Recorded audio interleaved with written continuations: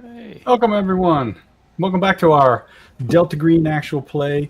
Um, just a quick reminder that Delta Green is a story of eldritch horrors in the modern day, and Impossible Landscapes is all about surreal horror. So we may or may not, depending on where the players go, be covering various topics in horror, including not limited to body horror, loss of self, surreal delusions, hallucinations, and all kinds of mental problems. So watch it your own risk. Yeah.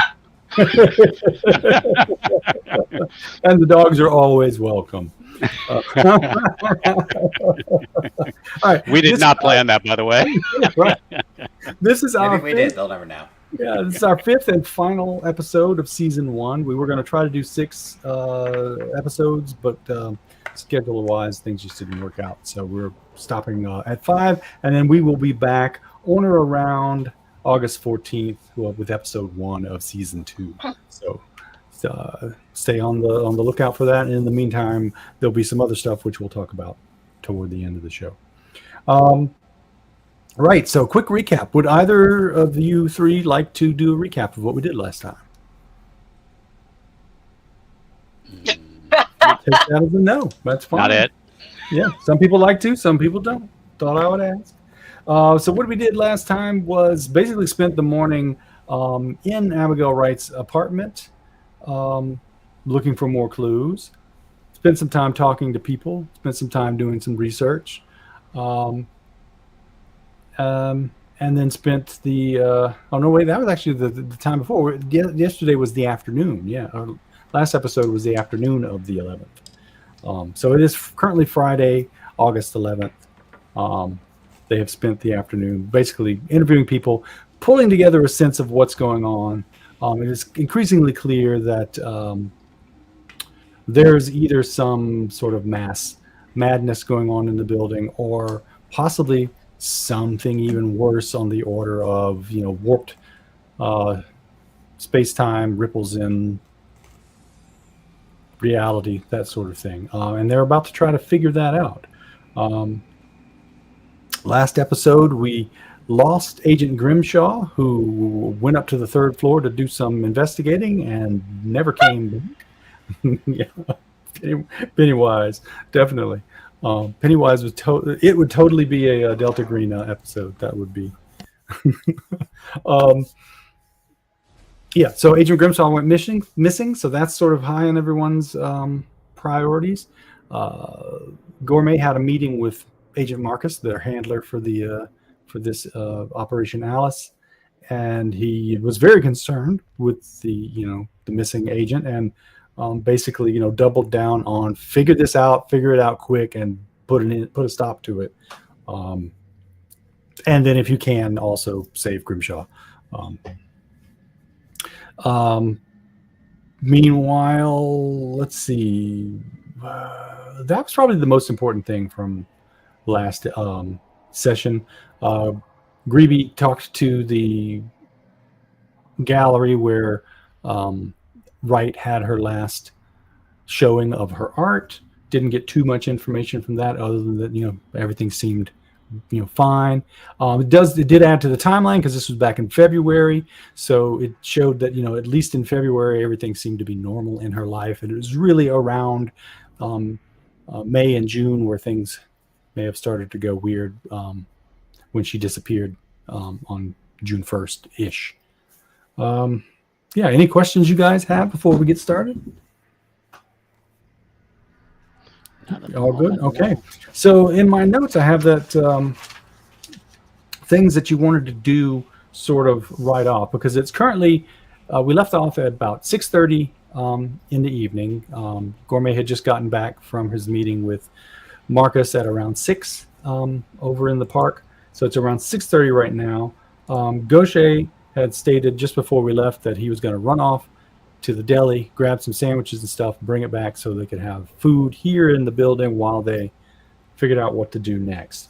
While he was off doing that, Greedy wanted to review the recordings that she had made, because she set up surveillance all over the building, video in Wright's apartment and audio in the hallways, and then some of the empty rooms upstairs, and then out on the roof, a video and audio setup. Um, and then I didn't catch. I don't have anything in my notes as to what Gourmet was specifically thinking of doing right at this time, other than getting prepared to for dusk to fall, and see what kind of changes happen in the building and what you can investigate. Yeah. So why don't we start off with what Greeby finds on audio? Um, you specifically are looking at the feed from the room that you determined Grimshaw disappeared in, right? That's the Yeah, first one you want to listen to. the one where we his footprints. Yeah. Yeah. Incident. So walk me through how you are doing it. If it's not, I assume it. Are you going to rewind to the beginning of when you turned it on and listen through it all? Do you have some other sort of algorithm that you plan to use, or?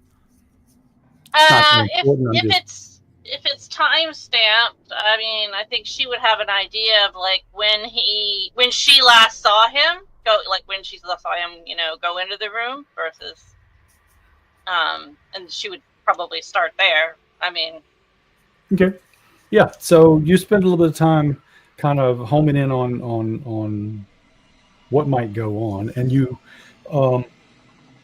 do hear Grimshaw enter the room, and like he's puttering around, humming to himself a little bit as he's working.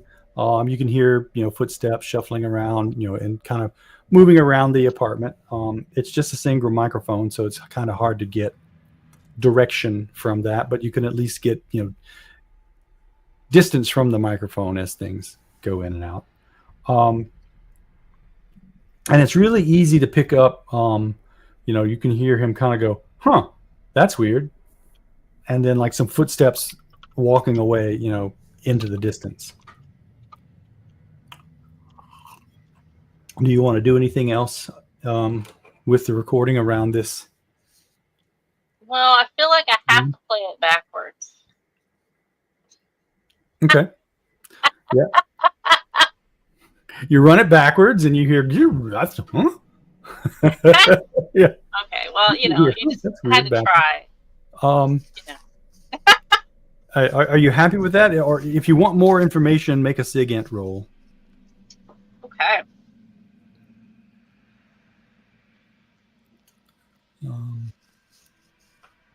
You're SIGINT 60. You didn't really need to roll for that, but that's fine. Yeah. I should have looked that up and wrote that down. Yeah. With a SIGINT of 60, this would, occur to you immediately. So you sort of isolate the, his sounds, and like kind of, mute them and try to bring up the background. And what's a little bit harder to hear is just before you hear him say, "Huh, that's weird," you hear sort of a swell slightly of calliope music. Sounds like maybe like a circus in the background or something going on, and some whirring noise, like maybe a clock or some gears spinning down. And you can just make out footsteps, like a small person's footsteps.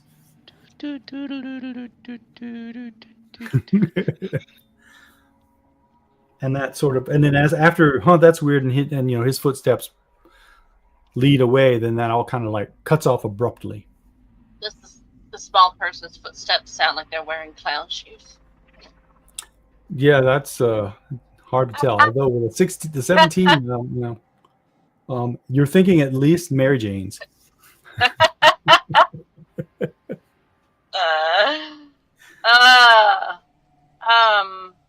Okay. Well, that's okay. And you can pinpoint the time if you need to. Yeah. Let's say, it was. So you went up to the roof first, got your camera set up, and then came down and did those rooms. You started around 1:00. So let's say that this happened 2-ish. And then, you can get a specific time. So 2:12. Yeah, there's nothing special about that time as far as I know.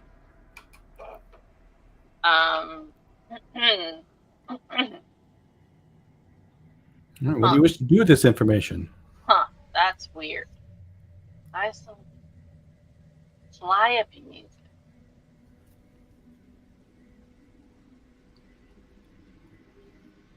And the sound of gears.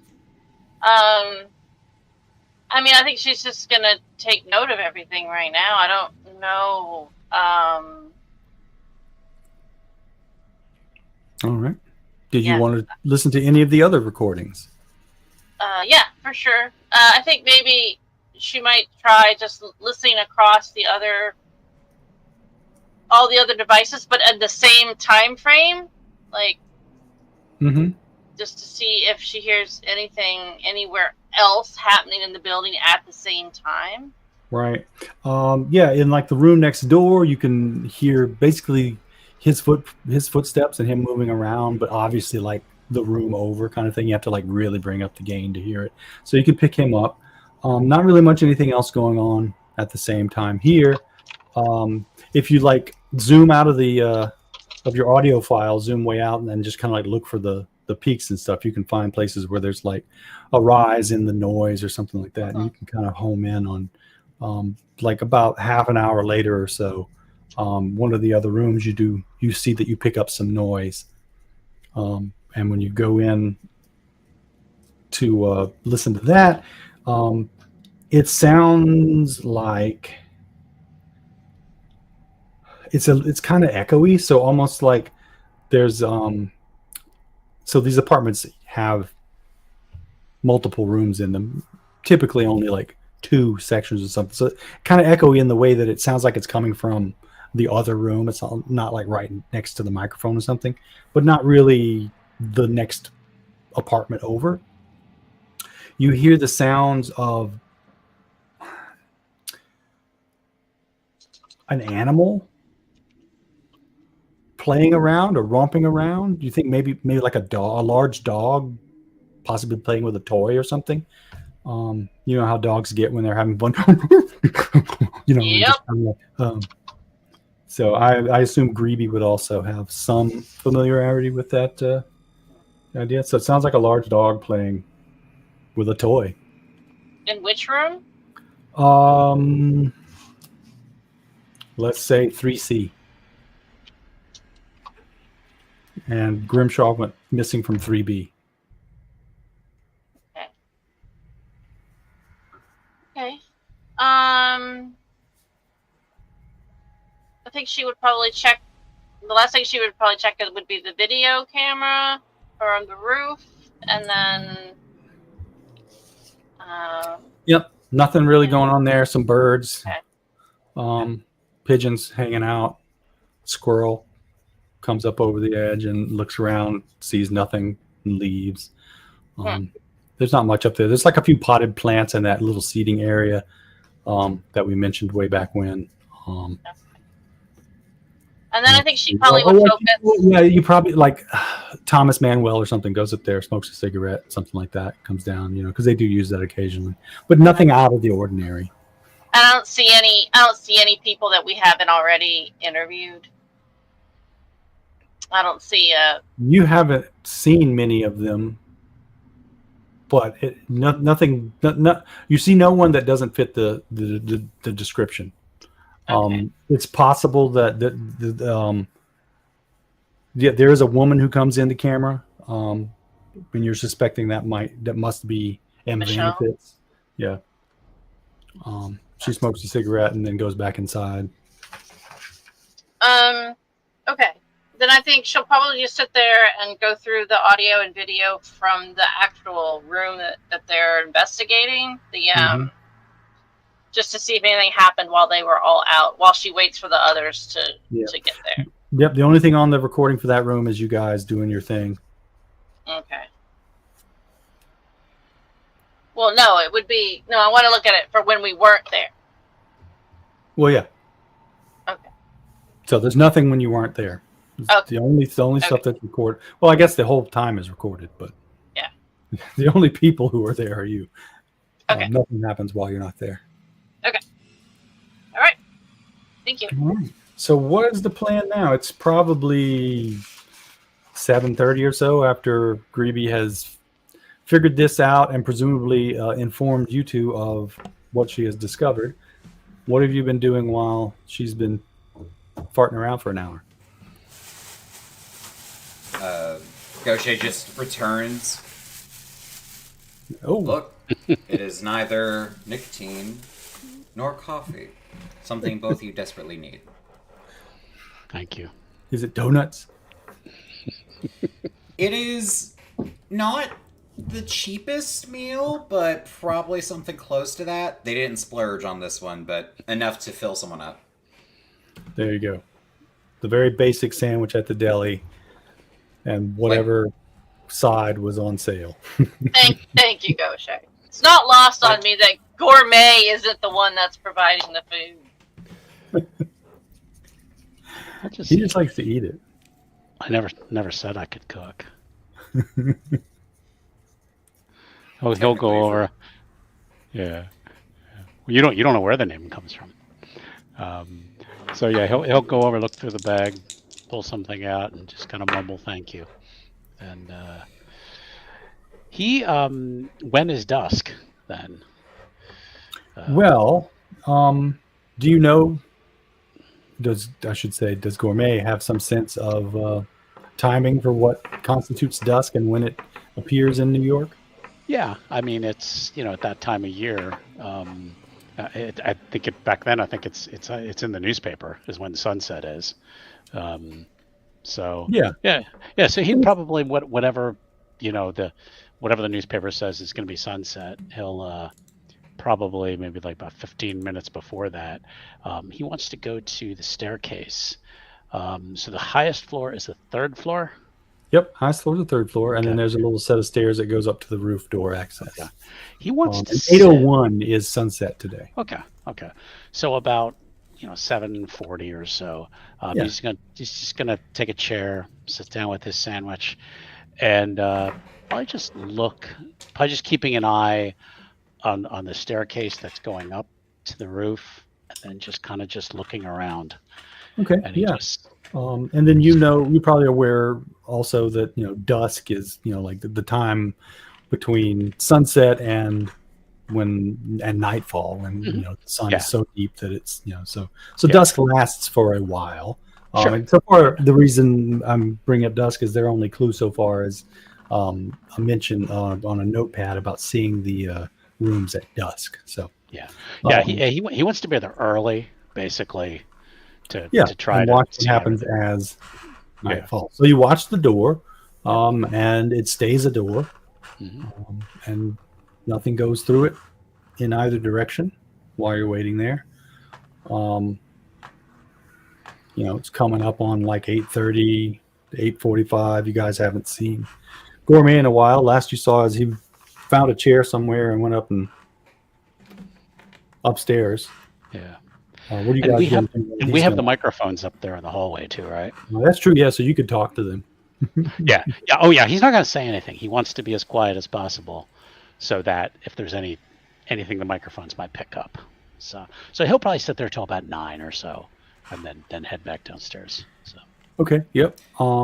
So while he's up there staking things out, what are you guys doing? Well, I'm keeping an eye on the video because I want to make sure Grimshaw doesn't just disappear. Or not Grimshaw, Gourmet doesn't disappear like Grimshaw. Gotcha. So did you go and install a video camera up on that floor? I thought he was on the roof.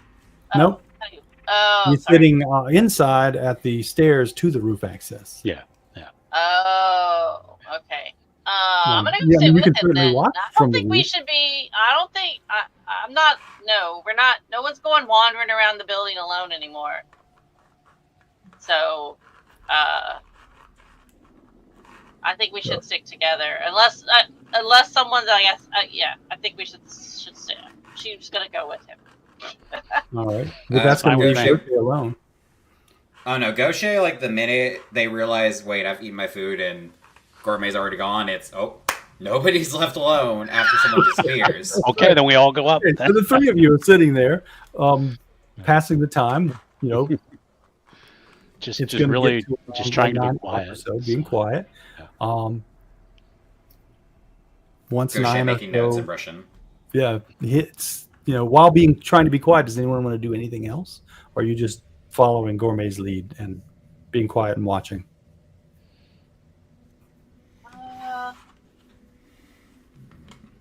What else can I do let's still be quiet?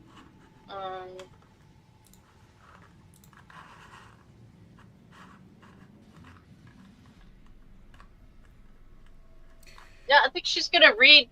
She's gonna take the Nightsea book with her, and Oh, okay. Start reading Nightsea. yeah. So, I imagine as they're sitting there, Gaucher is kind of looking over not the actual evidence, they would not bring that here, but their notes on the actual evidence. They're going to pause at something.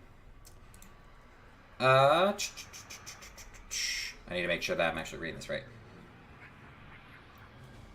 They remember something and they're going to gesture the others quietly. And they're basically trying to say, I need to go to the second floor for something. Okay. Because they remember on the map that included the mention of the night floors, Yes. there's 2 entrances. And one of those is directly in Michelle Fanfit's, well, I don't know if they know that's their room, but one of these is directly linked to an apartment on the 2nd floor. Yep. Yeah, so currently you guys are here, near the stairs to the up, and you're saying you remembered something to the night floors here in this apartment. Yeah, so that would be apartment 2B.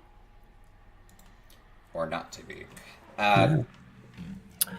Which is the apartment, yes, that M. Van Fitz is apparently living in. So what do you want to check out? Well, they'll kind of like tap Greeby on the shoulder first before going. If I'm not back within 30 minutes, 2B. If I'm not back within 2 hours, assume the worst and evac.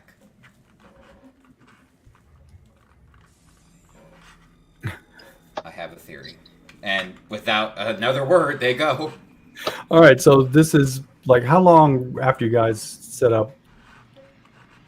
Just so I have a rough idea of what else is going on while you're gone. Oy vey. Like shortly after 8? Or a little bit further?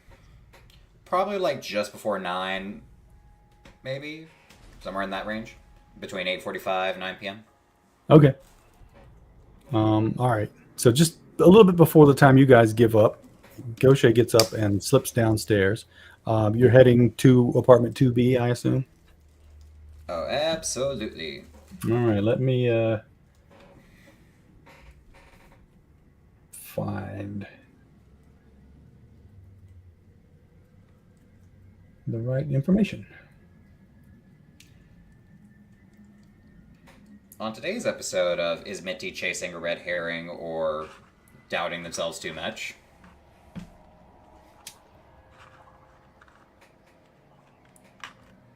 Hey, red herring is still a fish. We still eat. Okay. Both are still muted when you're speaking. I'm the one who's staring at stairs. So Yeah. All right. So you go to apartment 2B, knock and or ring the bell. I guess we didn't. There's no bells, so you knock. On the first knock, you don't get a response. I assume you keep trying. So it takes you like 3 knocks before you can hear like a very distant sort of coming. And then it takes a few minutes before you hear the foot. Not a few minutes, but like 30 seconds or so. Longer than you would have expected from the known size of these apartments. It's like it takes a little. It doesn't take long to walk across the apartment. You've done it a few times to exit the door. So it feels like it's taking a little bit longer than that. Finally, you hear some footsteps coming and like someone muttering under their breath. And then what is it? Who is it? Hello, Mrs. Van Fitz. Ms. Van Fitz. Apologies. I am Agent Green with the team investigating Abigail's disappearance. I was wondering if you had time for a chat. I apologize for the late hour, but I assure you it's the soonest I could get here. Right, and she like yanks the door open to the extent of the chain. ID. Well, I can go back downstairs to grab it, but I fear that might take me a moment. Okay, I'll see you when you get back. Is she pissed or is she agitated? She seems just like more brusque, like, it's night, you're interrupting my night, go away, kind of, not really, not angry, but just like grumpy. And brusque, and just sort of, doesn't want to deal with you. Deep breath, wait 2 seconds, knock again. You got that ID? An ID would buy me 5 minutes. I only need 2. Then you can talk through the door. Very well. I understand this is very unorthodox, and I apologize for it. Now, I would like to bring up something that I have discovered during my investigation. I saw in one of her diaries that Abigail mentioned having a chat with you, and mentioned what was it, a novel, something with a red cover. No, it wasn't a biography. What was it? And they're pretty much trying to fish to see if she recognizes they're talking about the book from that interview. Right. And she replies, I'm not biting. If you have a question, ask it directly. Very well. When was the last time you spoke to Abigail?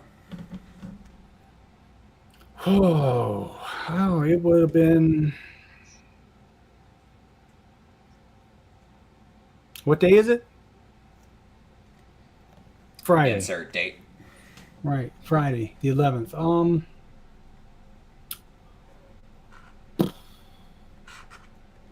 Sometime in June, I guess. It's been a while since I've seen her. You haven't attempted to contact her since word has gotten around she's gone missing? She's not missing. If she is not missing, where is she? Last I heard, she's up on the 10th floor. I had heard that there's some difficulties getting to the 10th floor, and really many of the floors. I was actually wondering if you could provide some insight on that. You'll get there when you're ready. I would say the time's now. It is dusk, after all. Well, you're not really the one who gets to decide. Are you? No, and I don't want to be. You don't want to show people the way? No, you have to find the way on your own. Which you'd know if you'd done the work.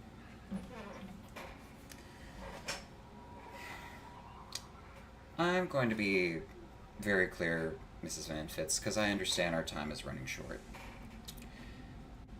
Abigail needs to be found and seen on the lower floors before we can leave. And if she is not found, then we have to assume that someone took her. And if that is the case, the priority of our mission will change. And I very much would like to ignore that potential. Well, that sounds like a you problem. Problems that concern the general health and welfare of the public are all of our problems. I just happen to be the one that had to clean them up. And, one more question before I leave. Go ahead.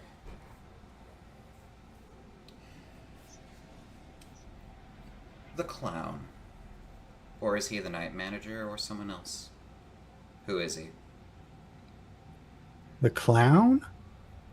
The night manager, Mr. Castaigne. Yeah. Castaigne's the night manager. He's no clown. He's a stand-up guy. Where can I find him? In his office, usually. Or And doing maintenance around the building. is his office, I assume, on the upper floors? Yeah, it's just past the smoking room. You find that, you can find him. Seems a bit greedy for you to have an entrance all on your own in this place, but I suppose it fits. And she just busts out laughing, and you can hear her walking away. They are pissed that they couldn't get in, and they're going to have to come up with a different plan later, and they go to return with the others. All right. Not going to just kick the door down now. If I had the strength for it, it would be tempting. I'm going to put that out there. All right. So fairly soon after Gaucher disappears, you hear him stomping up the stairs, headed your way. You guys, what do you call it? Reconvene. And Gaucher, would you like to share? I don't know the extent, but Van Fitz is knowledgeable of the abnormalities here. She directly referenced the upper floors and directly said we would find our way there if we, quote, did the work. She is more lucid than the others we have encountered.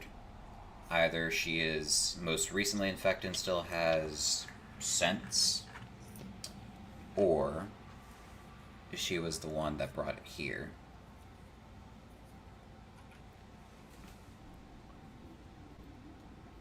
And Gaucher just looks the most pissed that they have ever been. As if they could go back and just... they would.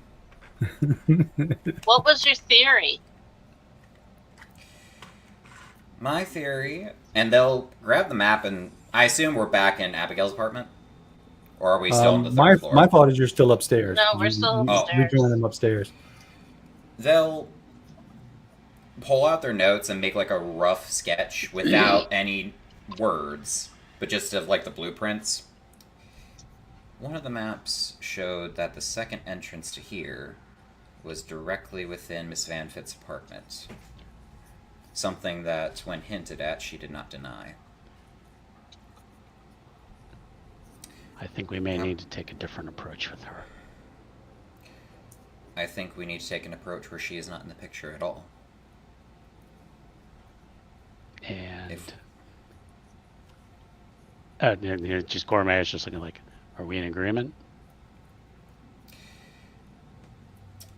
We are dealing with one disappearance already.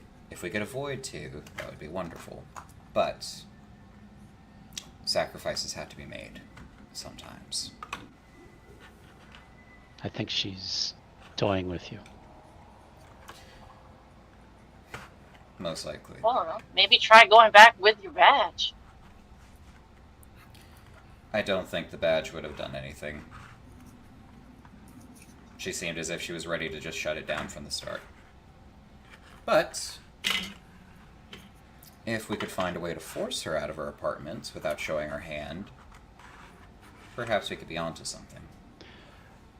I work as a U.S. Marshal, and I am often tasked with entering a domicile to apprehend those who do not want to work with us. So I have no qualms about entering her apartment and bringing her out. Would it blow your cover? Probably would, but isn't he at like helplessness too? So he's starting to get a little frustrated with this whole thing, and he needs results. They have nothing. Yeah, they have no results. He's getting tense. yeah. You have failed two it's sanity checks due to helplessness, but without going temporarily insane. So there's a bit of pent up helplessness there. Yes. What do you think she meant by we need to do the work? You think she's referring to the work of that we were hired to do, or something else? I think it means something else. She didn't seem to react at all to the fact that Abigail hasn't been seen in so long, and even said she was on the 10th floor now. Abigail's moving further and further out. If we don't do something soon, we risk losing her entirely, if not already. Okay. All right. Do you? Did we- Wow. You're. Sorry. Go ahead. Did we notice anything during the dusk period when we were trying to? Nothing changed. Do you want to interact with the door in any way, or do anything other than sit there? Well, yeah. Yeah. Well, then, what do you want to do? I mean, yeah. I think at dusk, I would go back up to the roof to see if anything has changed or not. Okay. So you go up to the roof door Yeah. and you open it, and the door opens onto a very large, spacious, well-appointed, like clubhouse room. It looks like a gentleman's club from the 1920s or something. You've got, lush carpet, fireplace, lots of low, like gas lighting, and overstuffed leather chairs, that sort of thing. There's a fellow sitting across the room with his back to you. You can see smoke coming off from either like a pipe or a cigar. You can't quite see what it's from, but definitely bigger than a cigarette. And there's a glass of some amber liquid and ice sitting on the arm of the chair. I'm assuming Greeby went by herself. You guys didn't come with me? Yeah, she just up a flight of stairs to a door. I mean, like, I guess. Oh, okay. I don't understand why we need to try to get in through Michelle's apartment if we can just go up onto the roof. Like, why are we trying to? Like, I'm not gonna. Up to this point, you hadn't checked the door. So we hadn't. I thought that had been. And that's fine. Yeah. We hadn't checked the door yet. We were just looking to see if we noticed anything. Right, because that could have happened, right? There could have been some sort of weird, fade effect, and everything turned into jungle or something. So I'm thinking I can't probably see what she can see because she's kind of walked up. Right. Yeah. So you would see like looking up, and then the door. Generally, roof doors open outward. Mm-hmm. So it pushes open, and you can see that you can't see the sky. So at first you're thinking, it's just overcast out. It's dark out. Where my eyes aren't adjusted to the sky or something because you're looking at the dark ceiling of this clubhouse room. I'm gonna let Greeby just like a dark sky. I'm gonna let Greeby react first before I do anything. So. Well, Greeby went up, so you gotta go. We have comms, right? Yeah. You don't. I'm assuming she's about like no, but you're 10 feet away from you're just up a short flight of stairs away from him. Standing there, probably agog, looking into this room with your hand on the door. Yeah, but you guys might want to come up here. Okay, and he will. I do not like the way you said that. Okay. All right, yeah. So you go up there and you see, what she sees, the smoking lounge. There's a, upon closer inspection, as you step in and get your eyes adjusted to the darkness, there's a it's not like super dark in there. It's just darker than the hallway you were just in. What's it smell which is reasonably well lit for safety reasons.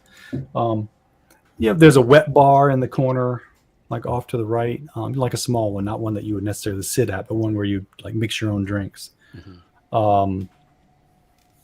Looks like across the opposite corner, possibly a humidor or some sort of like closet of some sort. And like I said, lots of chairs. There's bookcases with, leather-bound books. You don't see any paperbacks. They seem, older. The whole place just gives you a vibe of, like turn of the 20th century decor.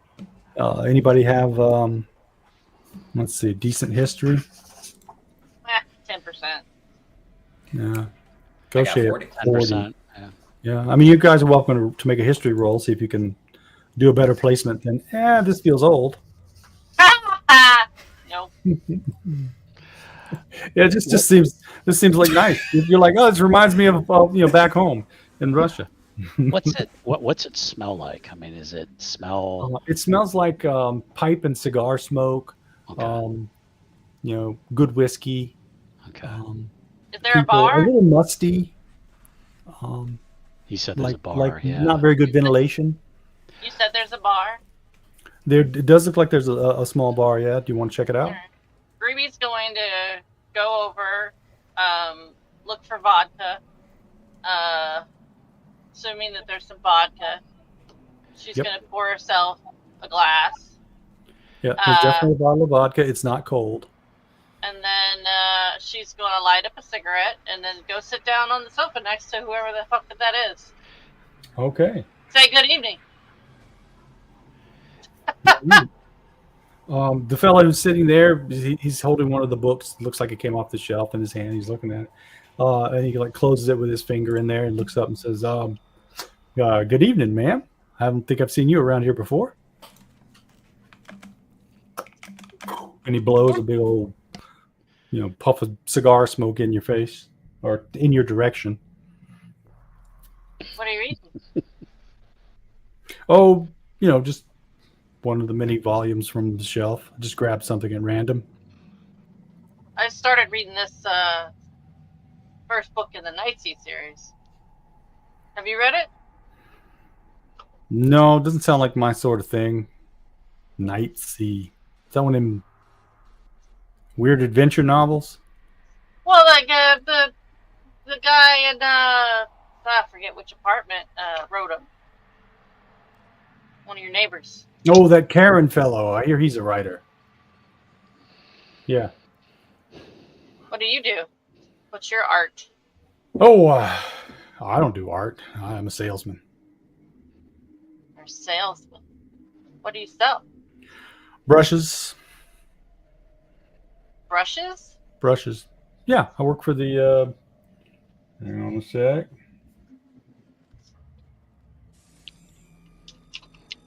Oh yeah, the Fuller Brush Company. I'm one of their senior salesmen. I'm semi-retired. I don't get out as much anymore. I'm on vacation right now, as it is.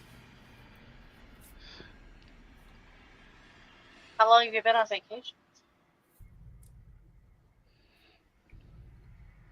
What's it to you? Oh no, I'm sorry. I'm just making conversation. Poking around is what you're doing. Stay out of my business.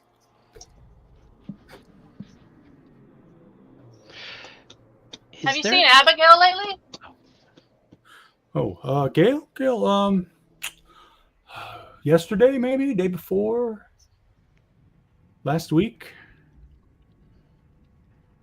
Not really sure exactly what time, but yeah, I'd say lately. It's a good girl. Is she around? I would really like to talk to her. I mean, she's not here. You can see it's just, gentlemen, the four of us. Is there anything I can use to prop the door open? A bottle of alcohol, a book, something heavy.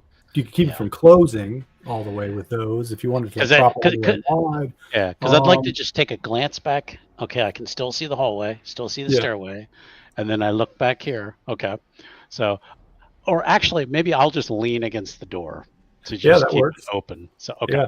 Okay. Yeah. And when, when the fellow looks around and sees you guys and he turns back again, it's like, you're gonna lean there all day?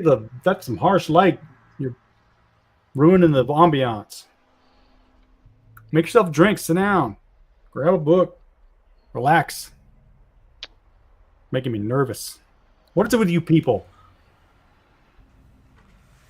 First time here, sorry. Oh, well, that makes sense. Seriously, come on in, sit down, grab a cigar. There's in the humidor over there. He's gonna look for something heavy that he can drag over and just place in front of the door. The first thing that there's a potted plant. You have no idea how it's alive because there's Yeah. no windows that you can see in here. That'll But work. it seems, That'll one work. of them, Yeah. some rubber plant or something like that, something Okay. imported Okay. from afar. That'll I'll work. And drag then, that over and prop the door Okay. open. okay. Then he'll take one more glance that he can see the stairway, and then looks back in. Okay. And then he'll wander over to the I guess to the wet bar, and he's just kind of looking around at. Yeah. Do the bottles look dated? Like, I mean, to me, look like brands like he's never heard of, or Right, yeah. How familiar is Gourmet with alcohol brands? I do believe they make vodka in Sweden, so he might know some vodka brands. Not really a drinker though, so Not really a drinker though, so probably nothing jumps out at you as Okay. like particularly out of date or anything if you're not that familiar with stuff. I mean, Okay. alcohol brands can have some weird shaped That's bottles, true. but I'm not sure when they started doing that. That's fine. That's fine. Okay. Yeah. No, that's fine. Yeah, he's just kind of quietly looking around. He's gonna glance over at his his other compatriot, see what they want to do. Right. Yeah. Gaucher, what are you up to? Does Gaucher hear him call himself a brush salesman? Probably. He's kind of. He's not quite as loud as say like Brian Blessed or somebody like that, but he's a bit loud. He's not trying to be quiet or anything. So yeah, you probably hear him when he says he's a brush salesman and and he's very proud that he works for the Fuller Brush Company. So you definitely hear Fuller Brush Company, if nothing else. Strange. That's the second salesman I've heard of that frequents this building. The other sold encyclopedias. No, don't talk to me about that asshole. Bad blood, I presume. Bad man. He's just odious. Nobody likes him. I don't understand what Gale sees in that asshole. Pardon my French. I don't speak French, so you're fully pardoned. I almost like you. Many people find themselves in that situation. It's dangerous there, you know. Well, we're really here to just do a wellness check of sorts on Abigail. Her family hasn't seen her in a moment, and between you and I, they also share similar misgivings about this salesman, so they just want confirmation that she's alright. Well, you can tell him I said she's fine. Are there any other exits from here besides the door we came in?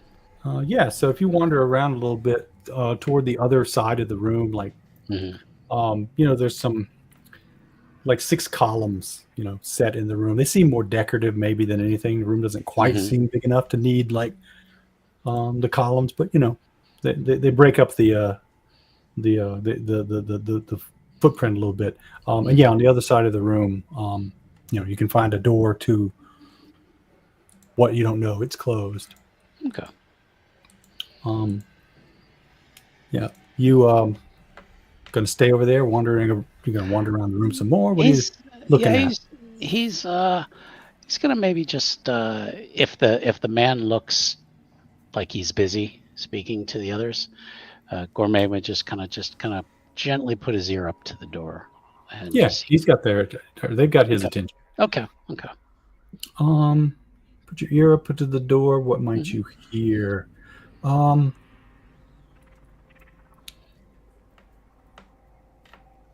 You strain for a bit. It's pretty quiet. You're basically, like hearing the ocean kind of thing. Just the sound of your blood in your ears. But, during a lull in the conversation, you think you hear maybe the sound of a typewriter. Click, clack, clack, clack, clack. Okay. But it's like, you can't, it's faint enough that you're not sure if your mind's playing tricks on you or not. Right. Okay. When you turn around and like look back towards them, you notice that the door is closed and the plant is back where you got it from. Shit. Okay. Well, I tried. I tried.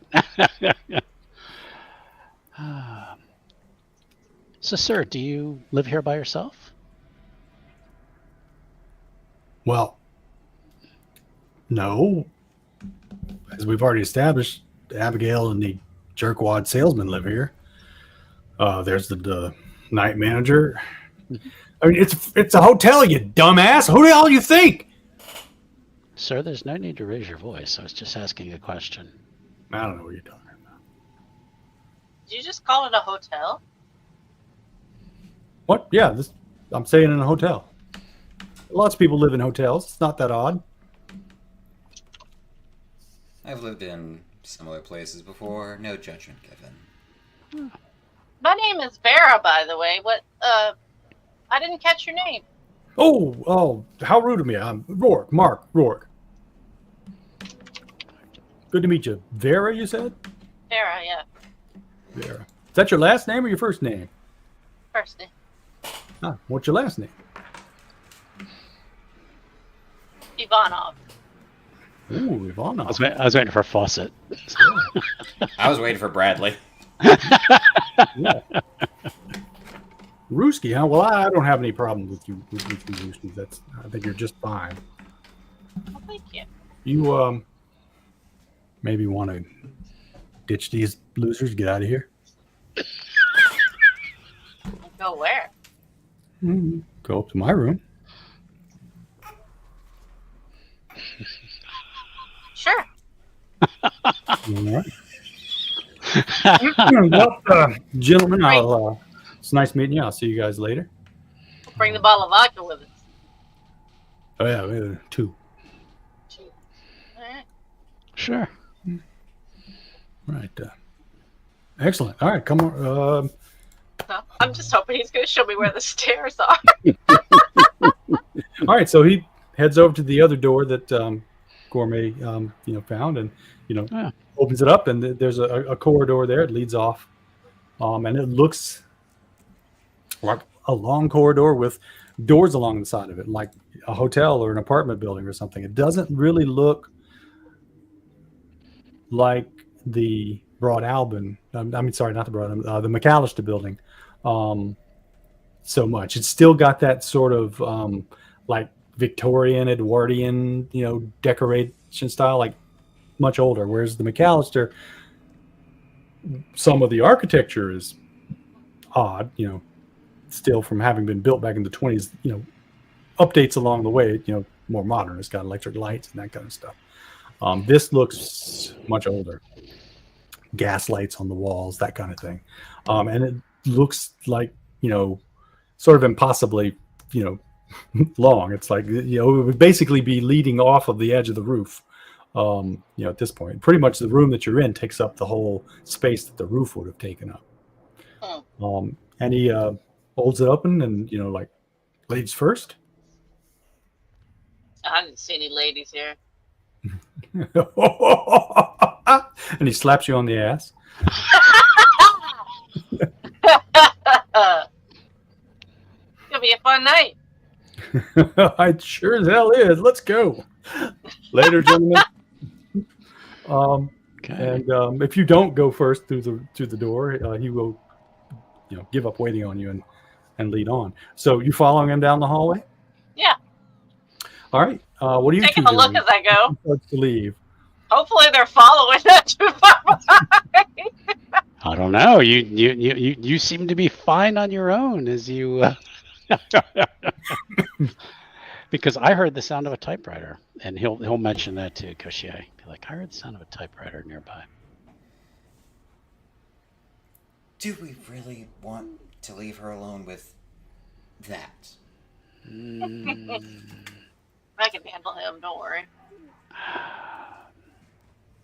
I don't know. In a way, I trust her, but he's an unknown quality that seems a little agitated, quickly agitated. And she's quickly moving out of your sight. The door that they just went to is swinging closed on its own. Gaucher will put a foot to keep it from closing all the way. Like, not immediately going through, but just waiting a second. All right, so you dash over. I guess you've been inching your way closer to this since you kind of seem to want to go. All right, so you managed to keep the door closed from closing. You can see them walking down the hall. they're getting further away. Eventually, it looks like they reach sort of a junction in the hallway. So, and they're about to turn to the left, and you're going to lose sight of Greeby. In 3, 2, 1. Just before Greeby, they lose, they how go close are you in. speaking to this guy? I think she's probably, hanging. She's hanging back, a little bit. She doesn't want it to seem like she's not following him, but she's not like right on top of him either. Like she's actually, I think, trying to kind of like look him over and see if she can. But she's also like kind of looking around as she's walking. Okay. So as is there interesting architecture or art on the walls or anything? Define interesting. The walls are papered with that sort of old, 1800s, what I think is gaudy, but apparently they like that sort of velvety red with the gold fleur-de-lis and that kind of stuff. Faded a bit. Looks like it's kind of worn, hasn't been updated in a while. There are some portraits on the wall, some landscapes, oil paintings. No photographs or poster prints or anything like that. All wood frames. Definitely older type stuff. A picture of like a ship at sea kind of catches your eye. Tossed in the storm, and for a second there, it actually looked like it was moving. And when you look, turn back around, Rourke has just turned around the corner to the left, and you've lost sight of him. And Gaucher, you see Greeby kind of like clock this guy going around the corner, and then she goes around the corner, presumably. Yep. And there's no sight of him. Oh. The hallway kind of goes like just a little ways on. There's no doors. It just kind of ends in a little seating area. There's like a little table and a couple of chairs, a couple of older books. And so he just disappeared. It seems to disappear, yeah. Oh, gosh, that boy. All right, so Gaucher, Greeby has just disappeared around the corner. She's going to poke her head back around the corner to make sure. Gaucher's still there. The minute they see her, there's relief. They make the sign of the cross, and then they just... All right. Okay, yeah. Look around here. You gonna take a look around? Yeah. We should go grab Gourmet and not leave anyone alone. Yeah. You think you hear the sound of a typewriter, like to the right, where the hallway would have gone if you'd have taken a right. Oh. Okay. All right. I'll go back, and I'm gonna stop though there at the. I guess there's like a crossway. And motion at Gaucher that I can hear something like coming from the direction. So Gaucher's standing there with his foot in the door and his head kind of like pushed up to the crack, obviously trying to have some sort of sign language communication with somebody because you can see him gesturing. What do you do? Gourmet stayed right where he was. He didn't budge. Yeah, so can he see them then? Well, you can kind of see Gaucher. You can see a little bit through the crack. You can't see what he's gesturing at or whom, but it looks like he's, like come back. Okay. Yeah, then he'll come over. All right, Gaucher. You feel Gourmet, coming up on your shoulder there. They'll Are you going to leave the door? Okay. Like for him to enter as well. All right. Yep. So you guys are standing there, sort of, abreast in the doorway of a door that's held open and opening onto a hallway. It's a long hallway. You can see Greeby down, like 50 feet away at the junction. It looks like a T junction, and she's pointing off, like pointing to her ear and pointing down to her left, your right. Gourmet's gonna pat his chest to make sure he still has his Glock. Yeah, I assume you do. Okay. He's just. Yeah. Okay. All right. I'm not sure that you necessarily had it before, but you certainly have it now. Oh, I assume he always wore it because he's Right? His Why second not? precious. You've got a carry permit, so yeah. So yeah, he would have it with him. So, okay. Do we want to knock on the door? The other guy just disappeared, guys. yeah. So I assume you go down the hallway to talk to Greavy, Yeah, and don't make her come to you. yeah. I don't care about him. Yeah, but Alright. I mean, but he just disappeared. He'll find us if he wants us. As they're talking, Gaucher is making marks on the back of their hand, making like a little mini direction list because this many long winding hallways in a place they don't know, that there's probably not a map beyond what they've already seen. Prime way to get lost, and could possibly be what got Grimshaw. So they are not wanting to repeat that. Okay, yeah. So yeah, the three of you are standing at this T junction. You can see down the hallway where you came from. The one door at the end is closed. You've got the several closed doors along the way. To the left, as you would have come to the T junction, is like the short little seating area where Rourke disappeared. To the right is another like long hallway that just seems to go down. You can't. It's long enough where you assume there's a junction at the other end because it kind of looks like it, but the lights sort of flicker on and off. It's a little difficult to see past a certain point. But you can definitely hear a typewriter coming from down the hallway. And we haven't seen any stairs yet. Nope. Okay. Do I we mean, want? do we? Yeah. You want to? No, go ahead. I'm actually changing my mind what I want to do. I'm almost thinking, do we want to mark on the map, typewriter, and maybe start to look for stairs? We want to check all the other doors along the hallway Oh before boy. we go down the right. Or I mean, what's our goal? Are we looking for stairs to try to get to the 10th floor to try to find Abigail? That's what I was thinking. Because we could spend days, months checking all these doors. I have But a we don't. feeling that we are very close to the source of this contagion. The longer we stay here, the more at risk we are of infection. We need to find Abigail, assess if she is salvageable, and bring her home if so. And if not, we deal with the contagion. Right. Well, I guess where do we think Yeah. we're most likely to find stairs? Behind one of these doors or down the hall? There's obviously no signs on anything. Yeah. You didn't really notice any anything on the doors other than like some numbers, that kind of thing. Nothing like labeled. Yeah. I mean, does it look like we're in a hotel? It has it looks like you're either in a hotel or an apartment Yeah. complex of some or apartment building of some sort. The, More like a hotel. the decor is making me think this is an era where they didn't have to tell people where the stairs and exits were. So that's why it's not. There's no little safety sign on the wall. There's no OSHA. Really labeled. None of that. Okay. None of that pansy shit. Exactly. Right. Although, Oh my God, I guess if this is a hotel, chances are there would be numbers on the doors if they were rooms. But if it was stairs, there wouldn't be a number on the door. Right. At the most, it'd be labeled stairs. Probably.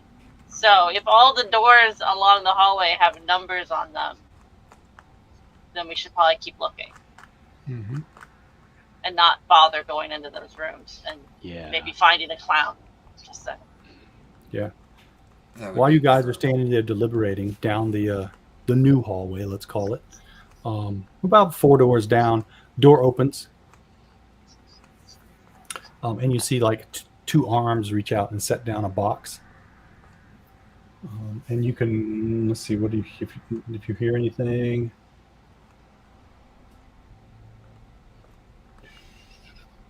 I'm gonna regret asking this question. How Yeah, we long didn't are really those hear arms? anything. Yeah. So when the door opens, you can hear like the sound of like applause, as if like you're backstage at a theater or something like that. You can just hear, yay! So like two arms. They look like African American, maybe darker Hispanic, not Caucasian. Sets down a box and then the door closes. And what were you saying, Mindy? I'm going to regret asking this question, but how long are those arms? Impossibly long. That is a good question. They like Elastic Man long? Yeah. I mean, you didn't, like, no one's head came out or anything. So they only just sort of stuck out a little bit. So it's kind of hard to say whether or not they were attached to a normal-sized human. All right, as long as there's that plausible deniability, my sanity is almost safe. Yeah, make a sanity check. God damn it. So about that. Yeah, you're you so take one point of damage, as you are not quite certain that they weren't really extra long arms. The more you think about it, the more it was hard to tell. Gosh is just staring at the door, just... Yeah. I do not like What this does place. the box look like? What's in the box? Don't open it. There's a head in it. Who knows?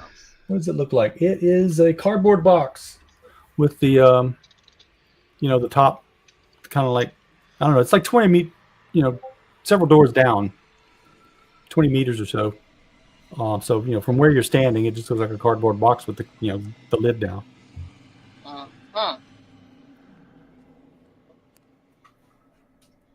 You can see that there's some sort of writing on the box from where you are, but that's about it. You guys. All right. I'm going to start moving down the hallway. All right, Greavy's heading down the hall toward the box door. Let's go. Gaucher's muttering many things that none of them are good about this place. But they're following. They hate it. When I get to the box, I guess? Yeah, okay. I'm not going to open it. I'm going to kind of like nudge it with my foot to get a sense of how heavy it is. It rattles. Sounds like there's glass inside. You said there was writing on it? Vials or bottles. Yep, there's writing on the side. It says, DeCraig Corporation Limited, Kemper and Whitehorse Street, Chicago, Illinois. Oh my god, that's too much for me to type. Wait a minute. I'll type that in the chat just so you guys can see. Wait a minute. My brain is itching. What was that address? Kemper and Whitehorse Street, Chicago, Illinois.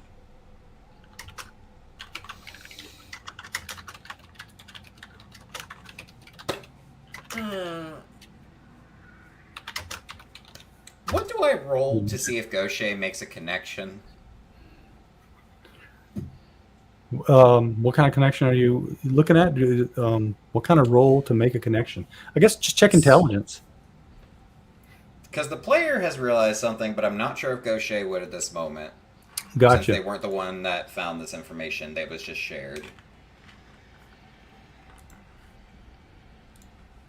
Success. What did you notice that I missed? The architect of this building, from Gourmet's research, originated from Chicago before moving to New York. True.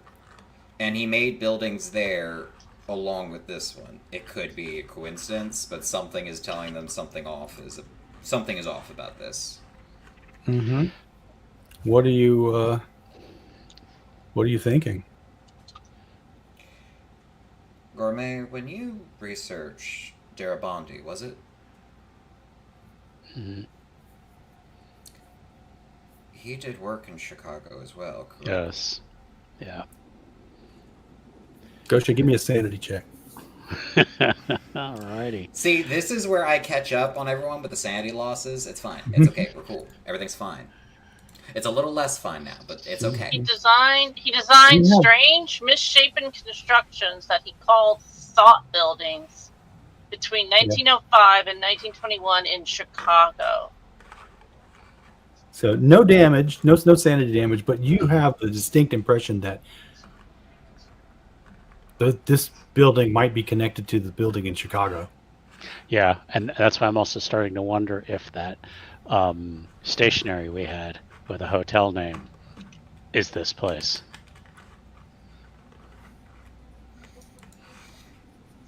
But it's not Creepy, like for the first time being up here, actually looks a little bit shaken, I think. A little bit wider. Okay, make a sanity check versus helplessness.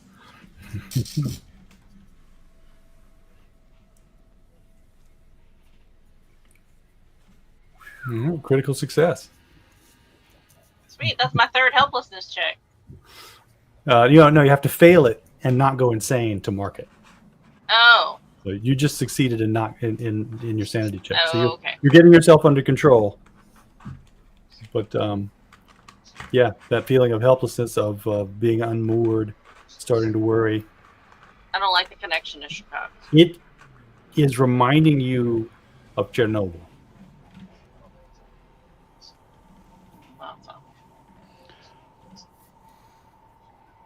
And if you all notice that when the previous room we were in, I tried to block the door and it was closed. I don't know if we're able to go back. Assuming that nothing about this place has changed from when that note happened, perhaps the access to this place only occurs at dusk.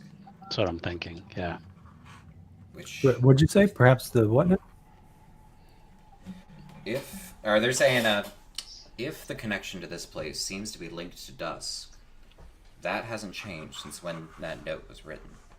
Meaning, as long as we can get this done before dusk is over, then we should be able to get back. Gotcha. How much time do we have left?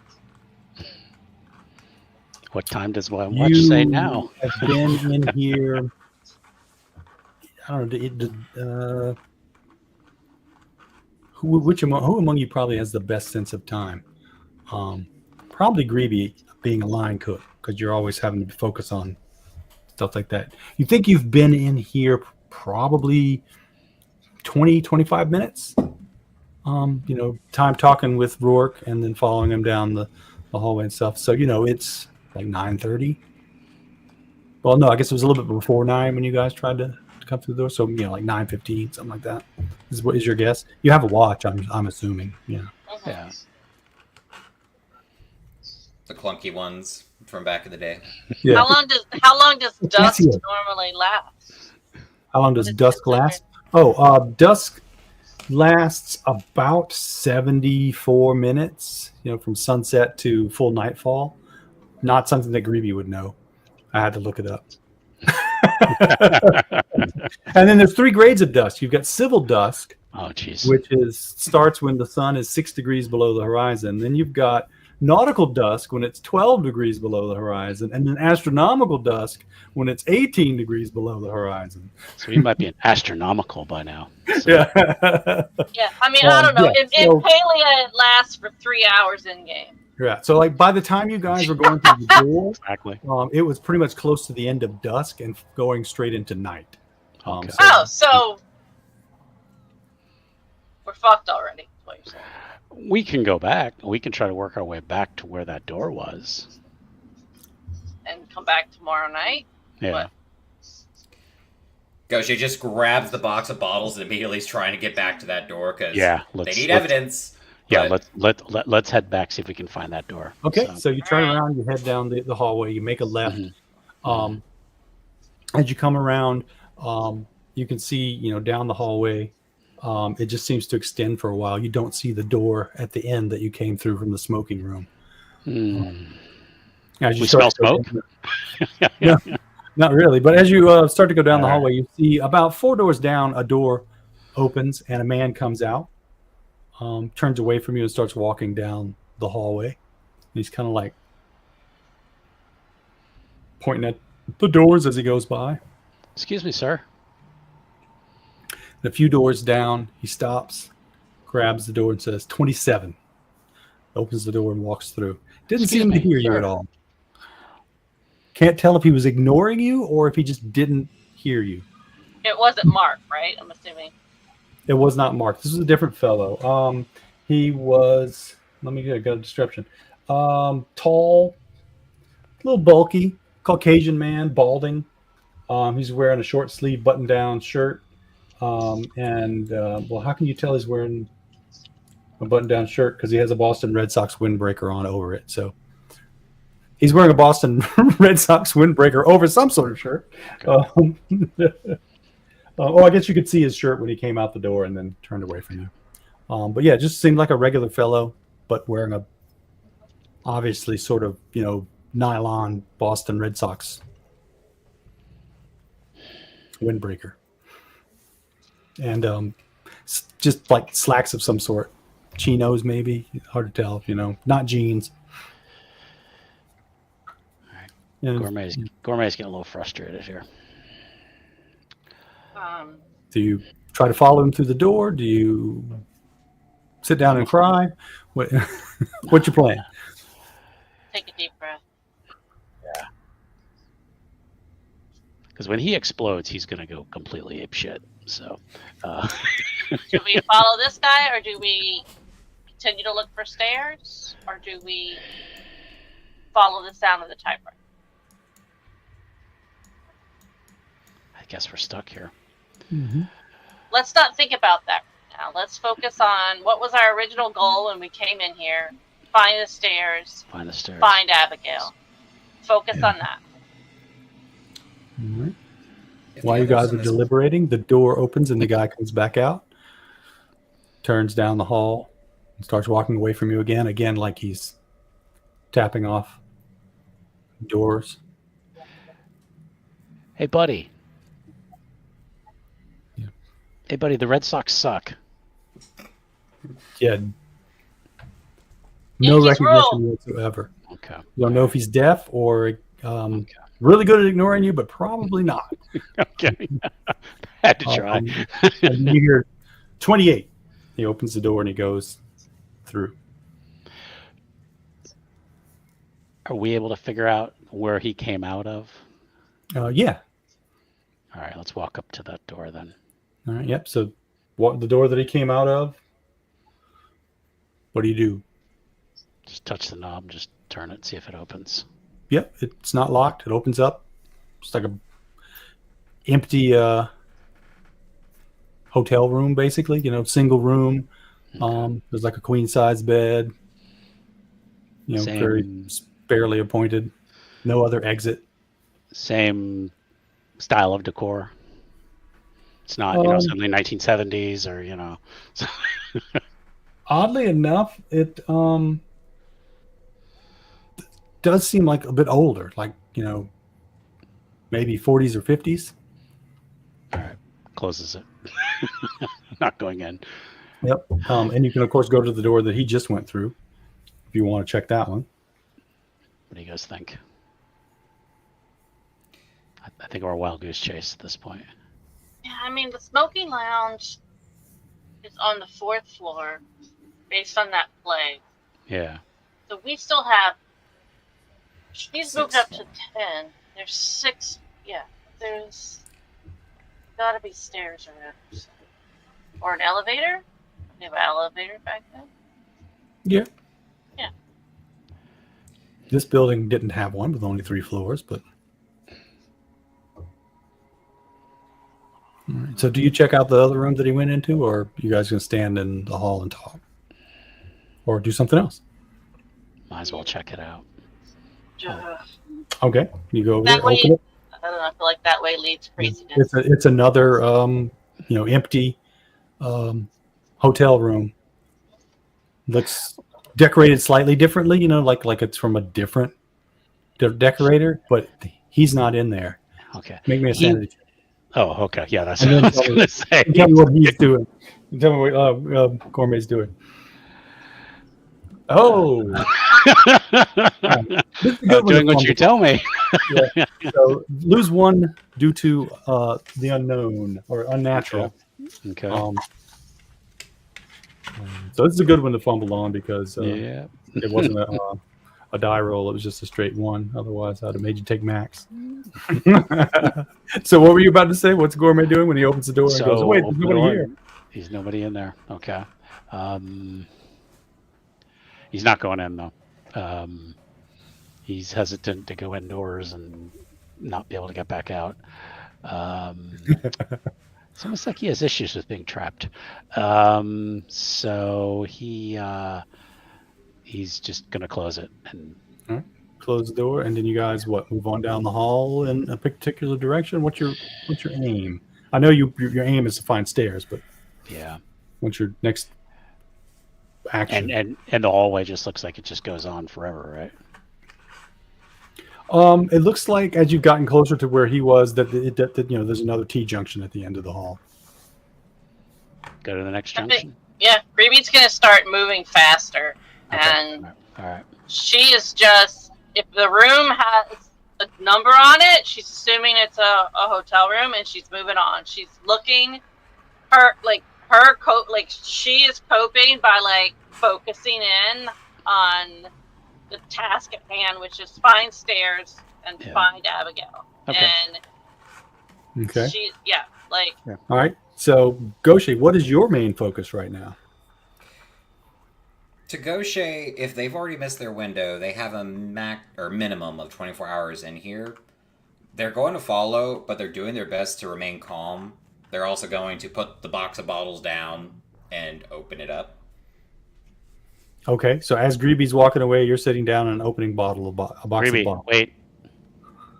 Well, they're going to grab one of whatever. They can't carry this box forever. It's going to wear them down, but they can carry one pretty easy. Okay, so you can do that. You can reach in, grab something, and then still follow her. All right. Gourmet, what's your focus? Your main focus right now? He's basically in the middle going, Greeby, wait, and looking at Gaucher. Okay. All right, yeah, well, that's what you're doing immediately. What's your focus? What's in your mind? Find the stairs. Find the stairs. Okay, you're focused on finding the stairs. Same as Greeby. Find the stairs, find Abigail. Okay. Just Gaucher, didn't want us to get separated. yeah, so. Gaucher and Gourmet, give me sanity checks as you are following Greeby. Hey, nice. Okay. Let's do the right button. Ooh. Not Okay. nice. Yeah, Gourmet.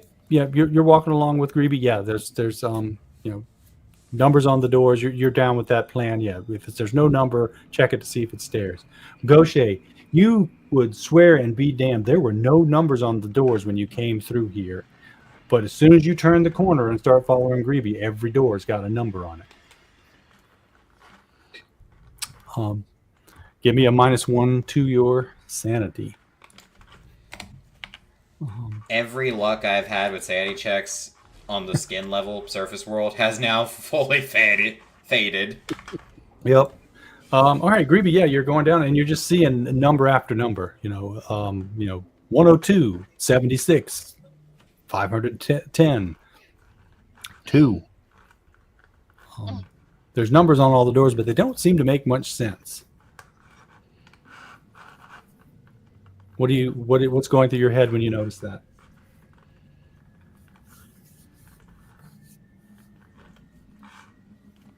fuck this place. Can we start a fire and burn it down? So. Yes. We just got to find a way out first. Okay, this is not working. Yeah.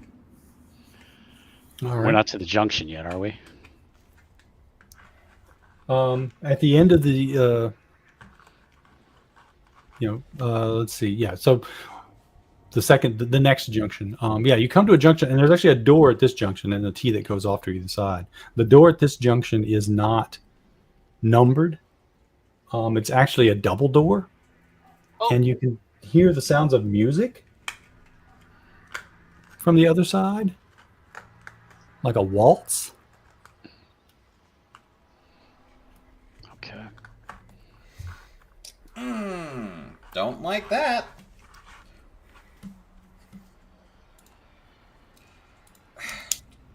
At one point, we are going to have to go through at least one of the doors or make contact with someone in this building.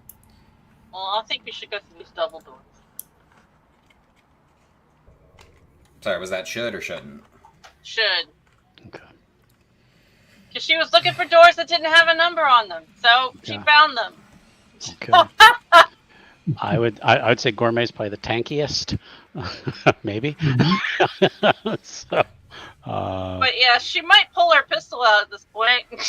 yeah. Mouse, give me a sanity check. Okay.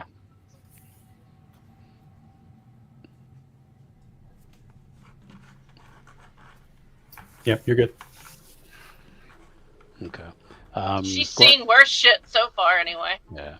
Gourmet is just going to check his Glock, make sure this it's still loaded. So, and he will probably just take it out and just kind of put it like behind his back. And time I leave my gun. And oh, go ahead.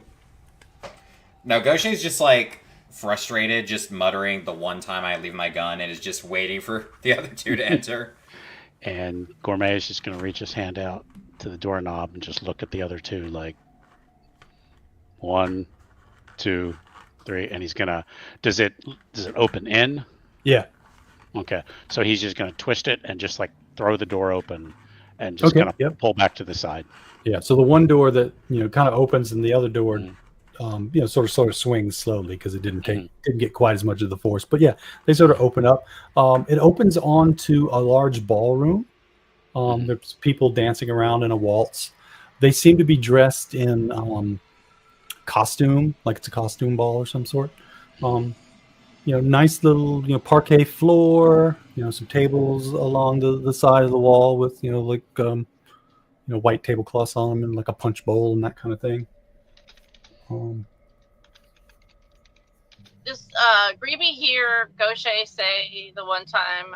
Did you say that out loud, Gaucher, or did you just say that? Okay, she's gonna they stop. said that out loud. And in Russian to you, she's gonna ask you, "Do you want the 9mm or the 357?" Slowly turns with the look of what the fuck? You have two. Of course, I have two. Doesn't everyone? Yeah, right. Why don't you? Is the more obvious question. Man, your parents let you have two pistols? I barely remember my parents. Gaucher just nods. Whichever one you're less comfortable with. I hand you the 9mm. Tuck in the back and ready to go. All right. Yeah, so you're standing just outside this ballroom. People are dancing by. What do you do? Guess Gourmet will step in. All right. Gourmet steps in. Kind of still keeping the pistol kind of behind his you're back. Looking around, inspecting everything, doing the Gourmet thing, checking the doors and corners. And you notice as this couple comes by, there are strings going up from the couple to the ceiling. It's human-sized marionettes dancing along. Human-sized marionettes or actual human marionettes? You take a closer look, and they look like marionettes. They don't look like people on strings, but they're very well-made marionettes, very people-like, lifelike. And everybody, as soon as Gourmet notices the one couple, and I guess Greeby too, since you picked up on that. You notice everybody in this room is a marionette. The strings just go up into the darkness of the ceiling. You can't even see where the ceiling is. Sanity check. Everybody. Yippee! Oof. Ow. Oh, right, finally not so much. Yeah, if you succeed, costs nothing. If you fail, roll a d4. Okay. Let me remind myself on how to... Woo! I succeeded, so okay. Oh, and of course, Minty Ow. Max. Oh, Owie! man. Listen, Gaucher's just over it today. It's fine. What do you want to do with this information? They seem to be completely ignoring you. They're just enjoying their dance, doing their thing. There's people sitting at tables along the wall with, servers serving them drinks. Everyone seems to be on strings and moving along. Whoever's operating the server is doing a great job because they don't spill a thing. Are any of them like actually talking, or is it just like the pantomiming of it all? Yeah, now that you mention it, no one seems to be talking. Everything's in pantomime and motion. They'll like raise a glass and a toast, and drink. And there's less liquid in the glass. You're not sure where it went.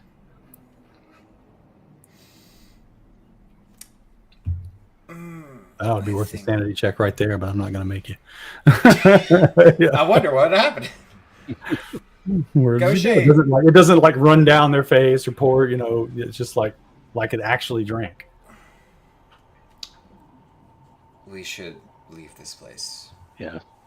Is there another exit other than the one we came in? Yes, you'd have to cross through the ballroom or skirt around the perimeter to the other side. Right. I'm gonna start heading that direction, and as I go, I'm gonna grab a drink off one of the service trays. Okay. Yeah. And immediately just toss the whole thing back, and then put the glass back down and keep walking. Right. The little marionette server kind of gives you a little bow and moves on.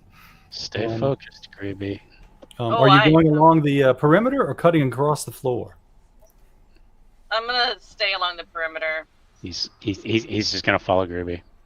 Okay. Gaucher's following as well.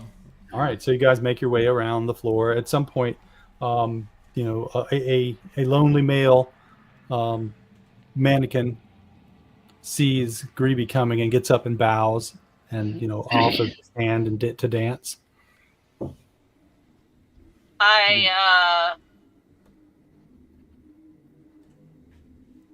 busy, Greeby.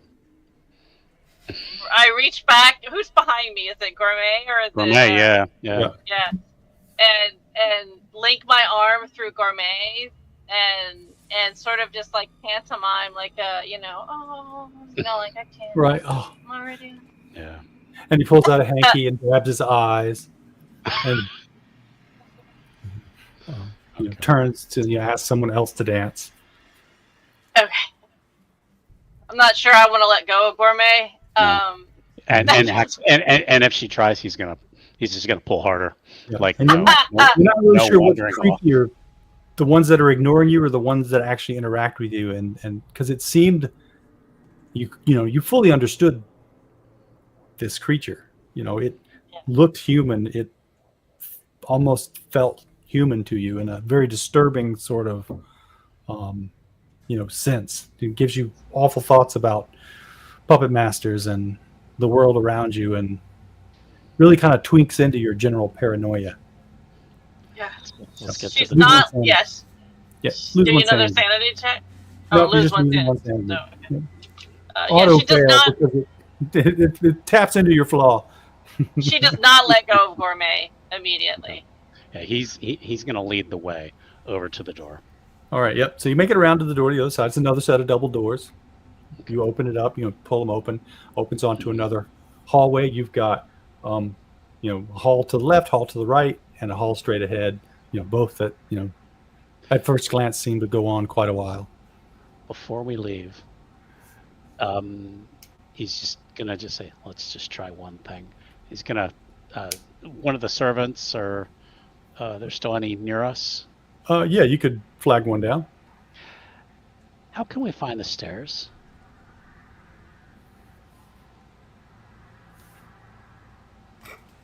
Okay. Yeah. All right, that's fine. he doesn't like mimes anyway. Yeah. I think we would take a listen at the juncture, and do I hear the typewriter again? Are you listening to see if you hear the typewriter? Yeah. Yeah, you hear the typewriter again. Which direction? To the left. You want to try to get to the bottom of this typewriter noise? Yeah, I don't think we're gonna find these stairs. All right. Or at least not with how we are operating. Yeah. Well, how else are we supposed to operate? Something tells me that the logic of this place does not follow the logic of our home. We don't know how it works here. Perhaps talking with someone that can speak could give us insight into this. Well, I was trying, and then he disappeared. I'm not criticizing your efforts. I am merely saying that perhaps our logic won't work here, at least not as effectively.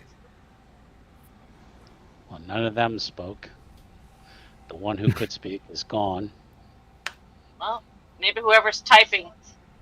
Yeah. Well, worst comes to worst, we start a fire and see where everyone runs to. You know, that's not the worst idea you've ever had. The fact that it was a joke is what concerns me. And it's the fact that it's not the worst I've had all day to myself either. Let's try to find this typewriter. Yeah, let's not die a fiery death just yet. Okay. You walk down the hallway toward the sounds of a typewriter.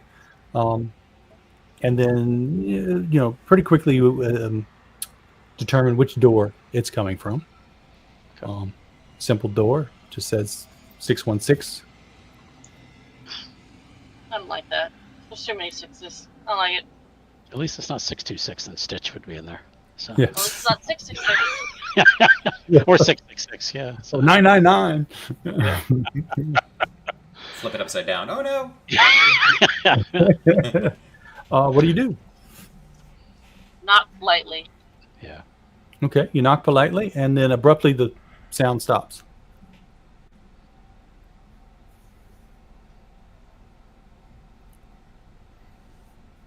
Now what? I'm gonna lean in and put my ear up to the door to see if I hear anything. Can't seem to make anything out. Okay. Sounds like an empty room. Try the handle. Door opens onto. Does it open up onto the Marvel universe?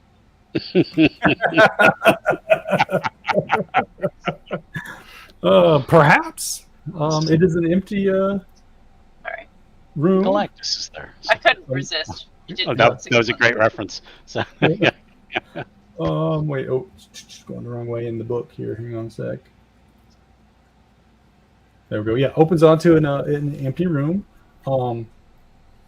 There is a bed to the left, a desk up against the wall, curtains on either side of the desk, like they're covering windows. The desk has a typewriter, a glass of an amber liquid of some sort, and a cigarette smoking in an ashtray. Do you go inside? Can I do an occult check on the number 616 and see if anything stands out to me? Sure.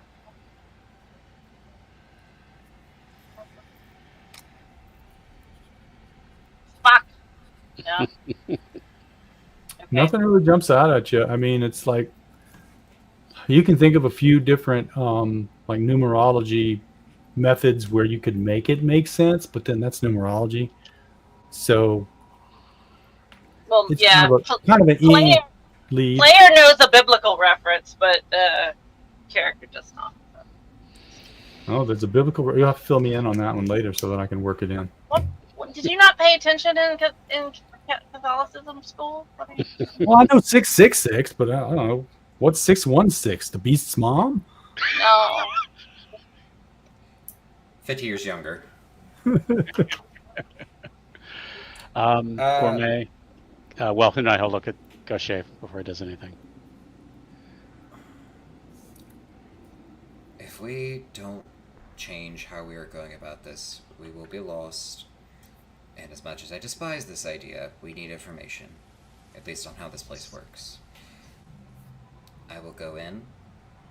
Do not let this door shut behind me. If it does shut, do not attempt anything. Continue with the mission. Okay, looks like Gaucher's going in. Gourmet's holding the door. Gourmet's going to hold the door, yeah. Greeby, you going in or staying out? I'll go in. I'm not leaving. I'm not staying out in this fucking hallway by myself. I'm curious to know if there's any writing, if there's paper. If there's paper in the typewriter? Oh, that's what Gaucher's going to check to see is there paper there, because they have a weird feeling about something. Yep. They writing the play? Boy. Yeah, so this is an older typewriter if you're going straight to it to check it out. I'm going to say maybe Gaucher knows a little bit about typewriters, just from your journalism background. And you definitely recognize the brand. It's a Remington Remet. You couldn't place the age of it, but definitely like early 20th century to mid 20th century. This is an older manual typewriter. And there's an assortment of blank pages that are scattered about the scattered about the desk. There is no paper in the typewriter, as though it was like pulled out. You can see just like a little ripped bit of paper, like still stuck in the roll, as though the page was like ripped out like too fast. But no writing that you can see. Plenty of blank pages. And on the floor to the left of the desk is an antique phonograph. Is there some? Go ahead. Is there like I forget if the phonographs use like those tubes things. I don't know names. I apologize. I am a baby. But is that currently in them? It's not a tube. It's a record. So but it's definitely an older record. So as you examine this thing,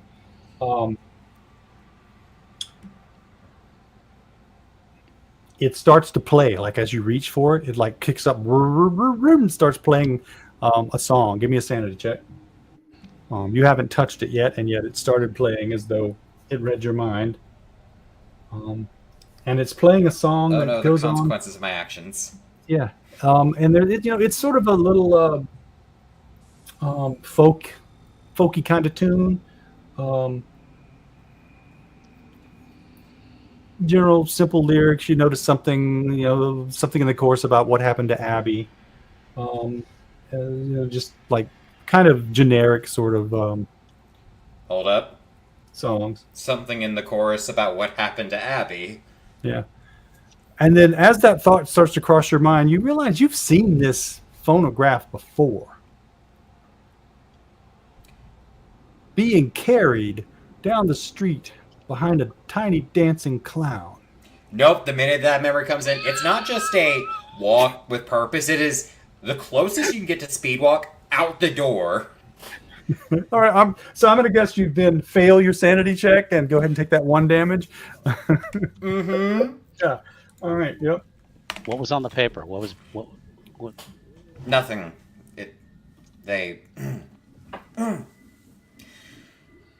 If there was anything, it was taken. Where did they? But was there another exit from the room? Nope. No other exit No from bathroom the room. or anything like that. As you kind of look around, it's pretty messy. I keep losing my place. There it is. The room's a mess. It's covered in like sweat-stained clothes, old vintage. Definitely nothing modern.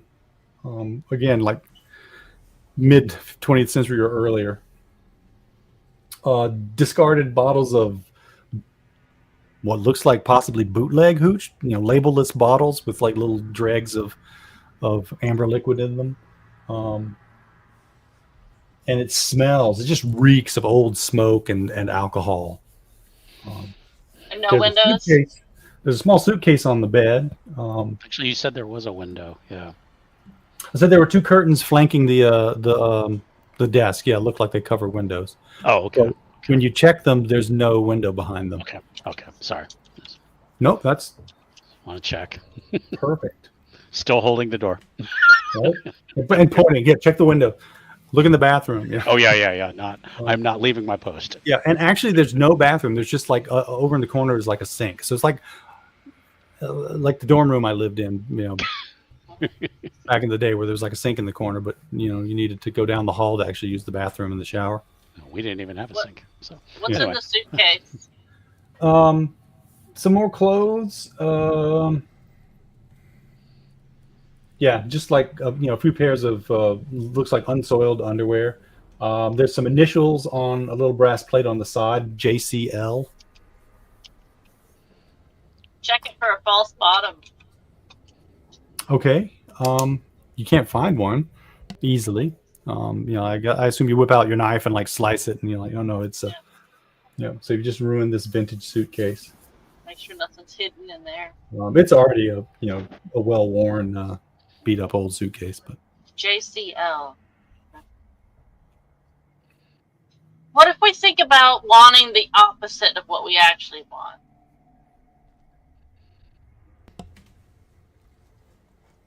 Like, what if we all try to focus on the opposite of what we actually want? To see if it helps the material. Like, see what I'm saying? make a sanity check, because you're not making any sense. Am I not making any sense?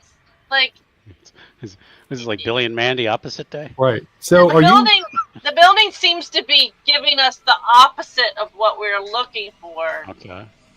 What if we look for the opposite of what we want? You wanted to hear a typewriter and you heard a typewriter.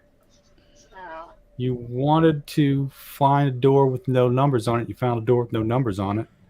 Well, I want to find stairs, and I haven't found that. Maybe you just haven't tried often enough. But this realization that you might be able to control what's going on here in the building requires a sanity check. From everybody. All right. Okay. Suck it! Yeah, good roll. So, yes! Oh, yeah. So you're back on track. You are all reasonably uncomfortable with this idea that, no, that can't be it. That's just coincidence. Not quite. There's no coincidences. Didn't you say that before, Gaucher? I see. Well, yes, but so you were insisting that there's no coincidence here. Where's my little note thingy there? Ow! The booming voice of the eldritch above screams at us. There's no such thing as coincidences in our world. I'm not sure we are in a world that we control anymore. I think we are in a space connected to the unnatural. Whether it is unnatural itself or just influenced by it, I'm not sure. So you're suggesting we just speak to the air and say the opposite of what we're trying to do? Well, or not. Does it read our thoughts? Well, I mean, the phonograph turned itself on before Gaucher even touched it. Wait a minute. Where did Abigail get all of those items in her room?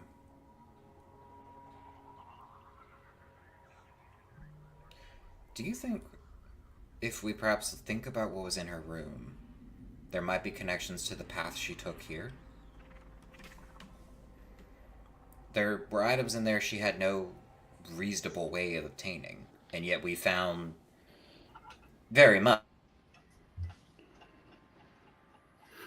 here.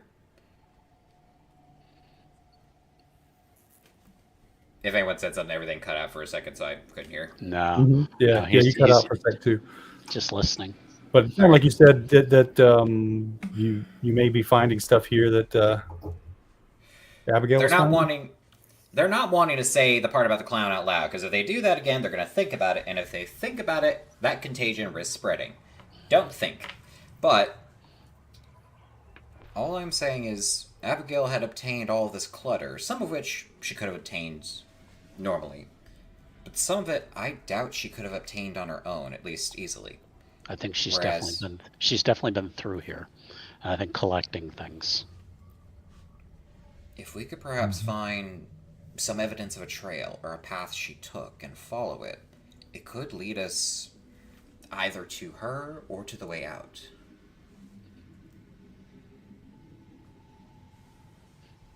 We just have to remember. Oh, no, I was going to say, we're supposed to be on Operation Alice. Isn't that what it's called? Operation Alice is what it's called. Yep. Okay. Who gave it that name? Marcus gave you that name for it. Some presumably either him or someone above him in Delta Green. Okay. That's usually that's your basic understanding of how it works. Okay. So somebody had an idea that maybe we're going into Wonderland. Well, if only we had the book here with us. And we're trying to follow Alice through Wonderland.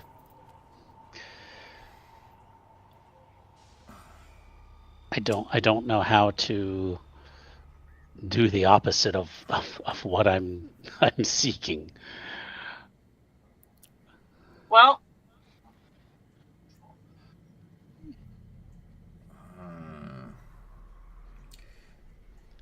Maybe Can we step out in the hallway and say, I wish room service would not bring me a pizza?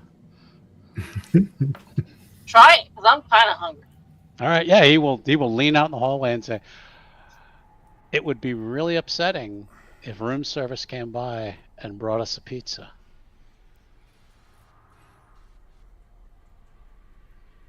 Yes, don't taunt the hotel, but he is. So. nothing really happens after that. Greavy's gonna step out next to him and be like, I really fucking want a pizza right now. The door opens down the hall. Pipe down! I'm trying to sleep. Door slams shut. Fuck.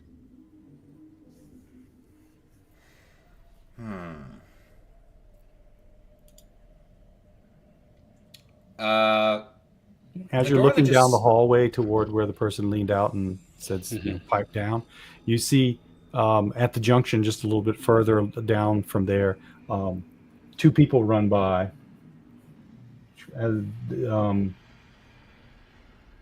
Like they're being chased, not like they're running for fun. They're not jogging, but just like, like looking behind them and running. Hey, what's going on?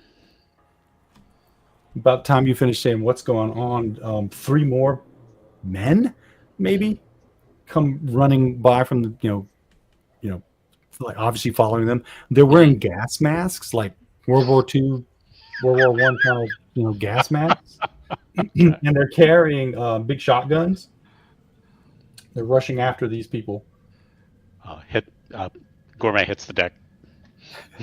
And then you hear blam, blam, blam, blam, and then quiet.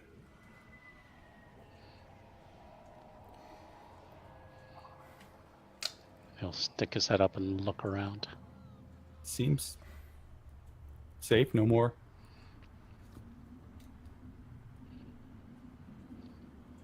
What do you do? If anything. Smell smoke from gunpowder. If you wait long enough, you'll start to smell. Yeah. Okay. We smell smoke blood. as it wafts down. You're not going to smell blood from this far away. Okay.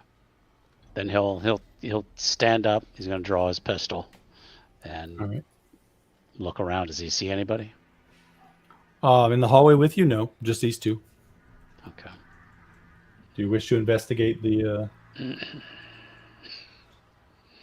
As a law enforcement officer, I'm generally bound to do such things.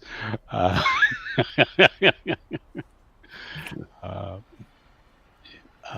mean, he's not a paladin, but so he doesn't have to.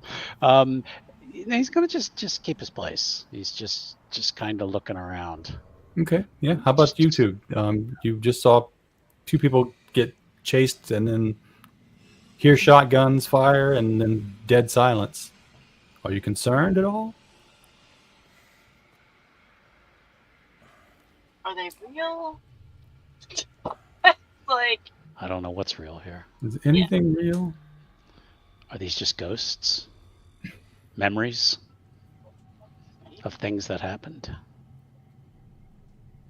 Maybe this place is real, both then and now. Could it? But it would explain things, but... And Goshe's, like, got that, oh no, another idea is coming that is definitely going to harm me. You guys are definitely verging towards voluntary sanity checks here. Figuring things out. Yeah. All right, so what's your next action? It's just about 10 o'clock. Sounds like we've sort of, I don't know, reached the end of your rope. You guys seem a little desperate. What are you thinking? What's your plan? Goshe is going to try and go to the door where someone stuck their head out and knock on it to wake them up again. Okay. You knock on the door. Nobody answers. Go to open the door. It's locked. Oh.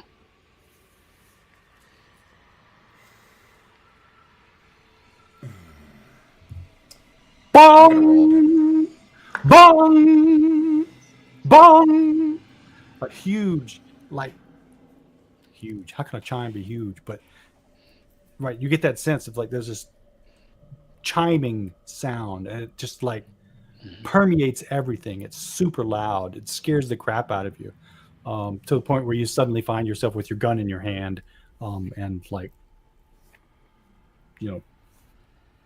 searching for whatever the hell that is. All three of you are just like, do not shoot me with my own gun, Goshe. Right? So, Gourmet, you had your gun out, right? Yeah.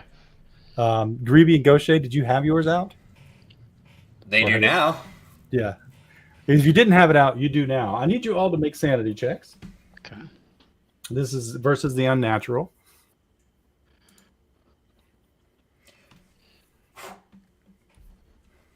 I see 3 successes. Mm-hmm. Boom, boom, boom. Okay, good. Yeah. So no sanity loss, no accidentally shooting anyone, no panic. But yeah, it's just like it's just so sudden. There was no lead up to it, but there was just like these 3 chimes of gong, gong, gong.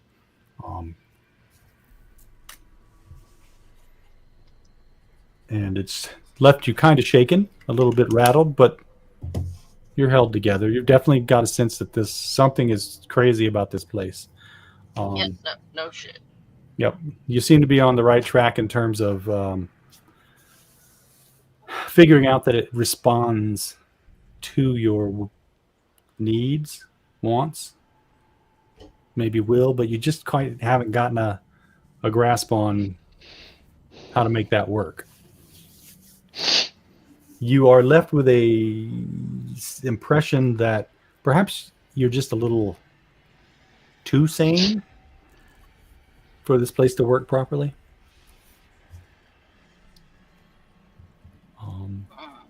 Gourmet. Mm-hmm. Could you draw that first symbol that we found in Abigail's room on the wall? Yeah. From memory. Yeah. I don't know if he has a pencil or a pen or something in his pocket. Yeah, as soon as you think about it, you do have a pencil or pen in your pocket. I'd like a Sharpie, actually. No. I would like a fucking pizza. Exactly. Yeah, okay. Which, granted, it's Hawaiian. Oh. Right, so yeah, so you've got your Sharpie. You're going to draw it on the wall. Yeah. All right. Give me a sanity check. Okay. Oof. All right.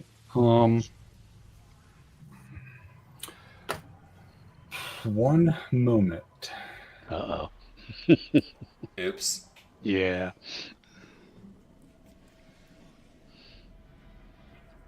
Well played, Goshe. Why don't you draw the thing on the wall? Exactly. It's not their precious. Exactly. Not Though they letting do anyone want- else. Not letting anyone else draw it. Tears off piece of the wallpaper. My bigger precious. Okay. So as Gourmet is, doing this symbol on the wall, Greeby and Gaucher, you hear him say, "Have you seen the yellow sign?" Gourmet, you don't realize you said anything. The yellow sign. Have we seen a yellow sign since we came in here? Did you say that out loud? Yeah.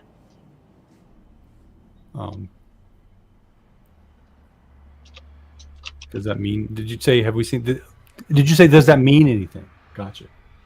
So yeah, have we seen a yellow sign since we came in here?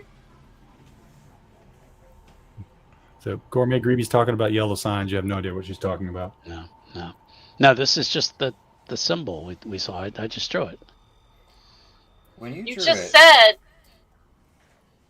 I didn't say anything. Goshe, did you hear that? I did. I think I'd clearly remember if I said something, and I did not. Would you? Greeby, Gaucher, give me a sanity check. This is for helplessness. Ooh. Dang. 2 failures. Okay, it's a D4, Can we check off another box? which means you'll have to be able to check off another box because there's no way you can get 5 and temporarily go insane. Shit. Hey, quick question. Yeah, so you realize that Gourmet has no idea the words that clearly came out of his mouth, and you are just overwhelmed with the helplessness of feeling like you're lost in this place. You're never going to get out. You feel like the walls are closing in on you. It's getting hard to breathe. Maybe your vision's darkening a little bit, and we're going to stop there for the night. Well, that's tragic because I think Gaucher just hit breaking point. Okay, yeah. All right, so I'll make a note of that, and we will deal with that next time. What does it mean when you check off helplessness 3 times? So you are now inured to helplessness. You cannot lose sanity due to helplessness. So anytime a roll comes up and I go, give me a sanity check versus helplessness, you can go, nah, and thumb your nose at it. Same thing for if good or is that bad? if you manage to fail sanity checks versus violence 3 times without going insane, then you can mark that off. I don't think that's happened yet. No, we haven't actually seen much in the way of violence. It's been either unnatural or helplessness. Yes, so thank you everyone for watching. We're going to leave our crew trapped in the night floors, but with maybe some semblance of how they can escape at the for episode 1 of next season. Is that a good cliffhanger? Seems like a good cliffhanger. I think it is. Plenty Yeah. of time. Yeah, it's going to be at the moment we're scheduled for August 14th. So please be sure to come back. We will let folks know when we're ready to pick this up. And who knows what gibbering messes they will be when we start up again. In the meantime, you can fill your Thursdays with some Werewolf, the 20th anniversary apocalypse. Or how's it go? Yep, Werewolf the Apocalypse, the 20th anniversary edition. We are kicking off the second half of season 4. Actually, next Thursday, we have 2 new players are joining the game. Their faces you've seen before, including Q is going to be one of the players joining us. Another is our friend Synergy, who played in the original Vampire series, Sophia by Night. He's going to be joining us. And yeah, we're going to play a couple weeks of Werewolf, and that should take us through the end of June, July, and then we come right back to Delta Green. So please, please be sure to come back and join us. Yeah. All right. Anybody have anything they want to plug? Anything going on? Minty, you got anything going on? Hi. I'm still recovering from Onyx PathCon. It was a great opportunity. Beyond that, not much else. If you want to see me, stick around here, and I might pop up. I might not. I might be in your closet right now. I might actually be the clown. Who knows? Like, really. You'll have to tune in more often to find out. Maybe I'll be, like, flitting around. In the background in your walls. Alrighty. Yes, that picture on your grandparents' wall that was shot in 1923. Look, there's Minty. Don't worry about the face paint. Don't look at the color. Don't look at the bodies. All right, folks. Well, thank you for watching. If you're watching us live, or if you are watching us on YouTube, we appreciate your support. Please be sure to give the video a like, subscribe to the channel, and we'll see you all again soon. Good night. Good night, everyone. Night.